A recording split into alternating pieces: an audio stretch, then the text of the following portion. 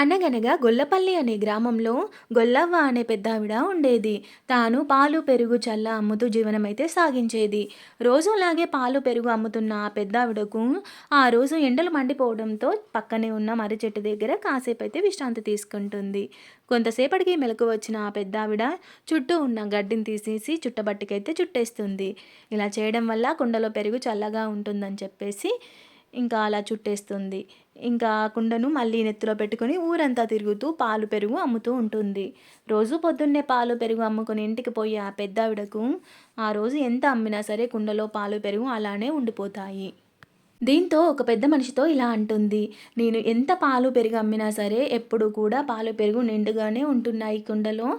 ఇంకా ఈ పాలు, పెరుగు మీరు తీసుకుంటారా?" అని అనడంతో అనుమానం వచ్చిన ఆ పెద్దాయన సరే అని చెప్పేసి పాలు, పెరుగు కుండలకు డబ్బులైతే ఇచ్చేస్తాడు. రోజు కంటే ఆ రోజు డబ్బులు ఎక్కువగా వచ్చాయని చెప్పేసి సంతోషపడుతూ పెద్దావిడైతే ఇంటికి తిరిగి వెళ్ళిపోతుంది. ఇంకా ఆ పాల, పెరుగు కుండలను బాగా గమనించిన అతనికి పక్కనే చుట్టబట్ట గడ్డితో అయితే కనిపిస్తుంది. ఇంకా వాటన్నిటిని గమనిస్తున్న అతనికి అందులో ఒక మర్రి మొలకైతే కనిపిస్తుంది. ఇంకా దీనివల్లే ఇవన్నీ కూడా రెట్టింపు అవుతున్నాయని తెలుసుకొని అప్పటినుంచి ధనం, ధాన్యంలో ఈ మర్రి మొలకలనైతే పెట్టేసరికి అన్నీ కూడా రెట్టింపు అవుతాయి. ఇంకా దాంతో అతడైతే పెద్ద ధనవంతుడైతే అయిపోతాడు. ఇది అన్నమాట ఈ కథ. మా నాన్న చిన్నప్పుడు నాకైతే ఈ కథ చెప్పాడు. అప్పటినుంచి మర్రి చెట్టు కింద మర్రి మొలక చూస్తూనే ఉన్నాను కానీ ఎక్కడ కూడా కనిపించలేదు. మీకెప్పుడైనా మర్రి చెట్టు కింద మర్రి మొలక కనిపిస్తే మాత్రం మీరు కూడా ఇంటికి తెచ్చేసుకొని ధనవంతులైతే అయిపోండన్నమాట. కథ ఎలా ఉందో కామెంట్ చేయండి. నచ్చితే లైక్ చేయండి. Thanks for watching. Bye bye.